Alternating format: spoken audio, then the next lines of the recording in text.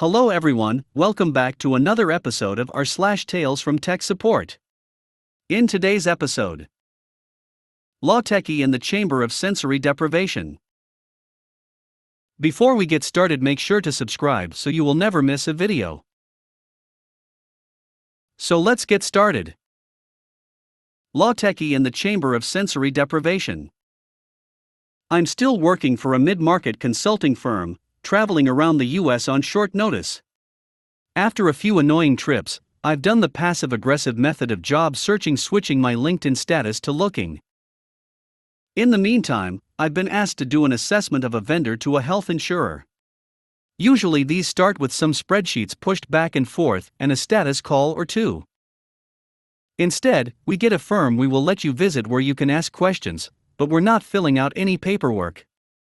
For reasons that may become apparent, I'll call the vendor Skiff Health. Skiff does some arcane work in utilization and metrics of healthcare outcomes, which usually means gathering lots of data and occasionally denying valid claims. Great! This is going to be all kinds of fun. Skiff is a subsidiary of a large. We sell a lot of different things to the federal government holding company, which I'll call Booz Martin. Both Skiff and Booz Martin are in the DC metro area, so at least I don't have to fly out there. I can have some fun in DC while I'm at it. Stuart, Skiff's security officer on this assessment, is a pain to schedule. They'll schedule, then cancel the night before due to important concerns. I have to threaten with, if we don't get this done by the end of the quarter, your contract with Bygaz Health Insurer will go away.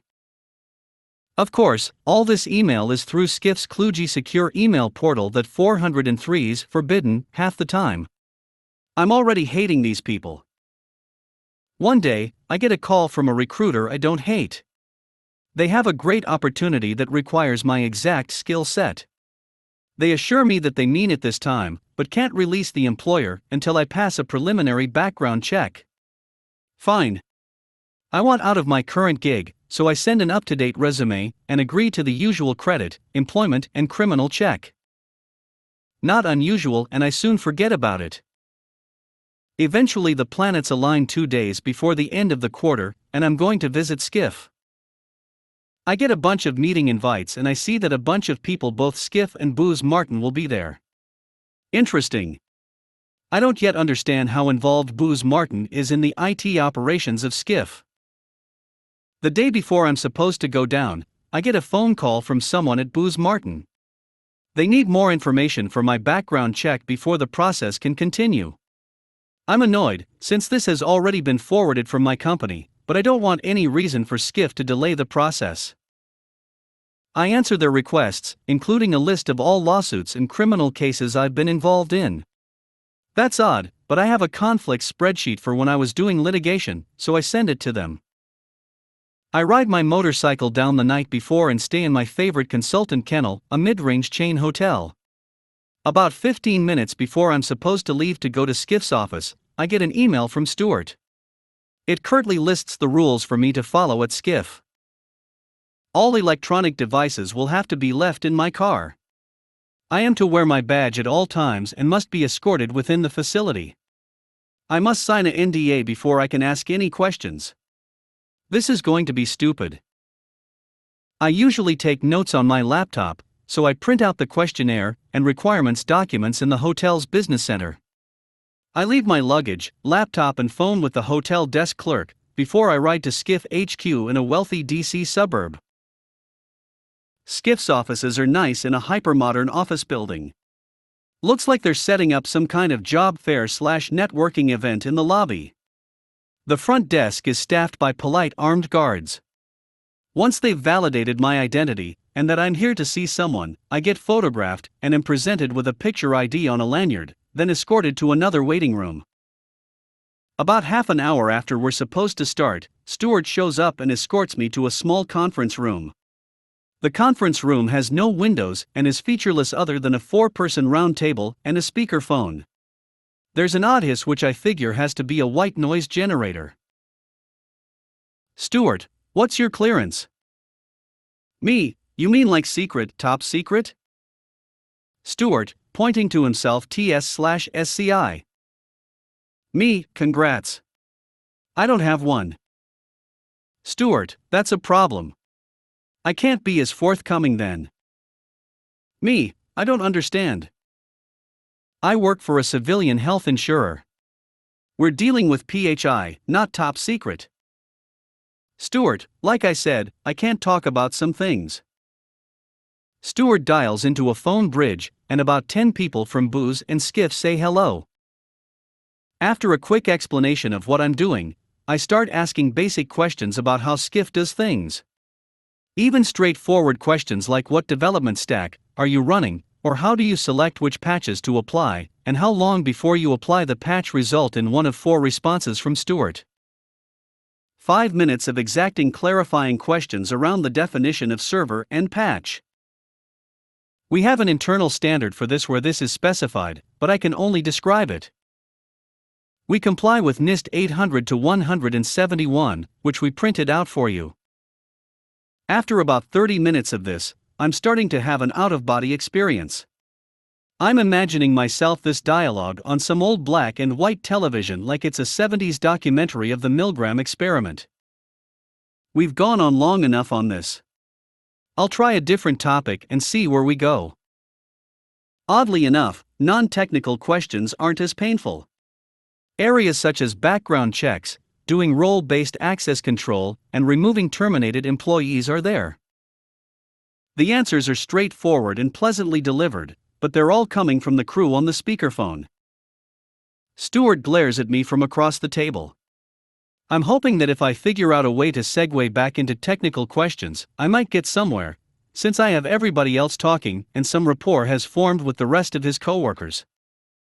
Me, I have some questions about system hardening. Stuart, you do you?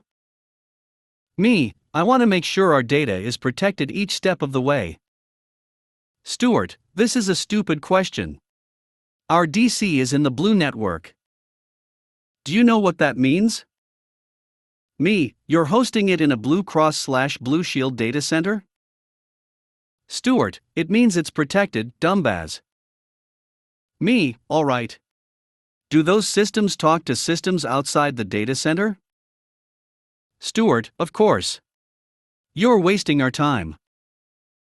Me, okay. I'll try not to waste your time. Your systems are in a very nice data center. I get that. It's like a bank vault. They accept communications from the outside world, so under certain conditions, that big heavy bank vault door opens. I'd like to know when it opens and what else is there to protect our stuff. Stuart, yelling like I said, it's protected. Me, I understand. I'm going to call the project sponsor and see what they want to do. I want to thank you all for your time. I start walking out. Stuart is following me. I get to the elevator first. In the elevator, Stuart glares at me. I'm furious as well. The elevator door opens, I return my lanyard and walk away from Stuart and 2 armed guards. As I'm walking out, I see the networking/career fair has picked up a few people with Booze and Skiff gift bags. A few people have already dumped out some of the swag on spare tables. I pick up a few pens and 1 USB drive with a Skiff logo. I ride back to the hotel and pick up my laptop and phone. There are voicemails from the project sponsor and 1 number I don't recognize. I call the project sponsor first. Project sponsor, how's it going at Skiff?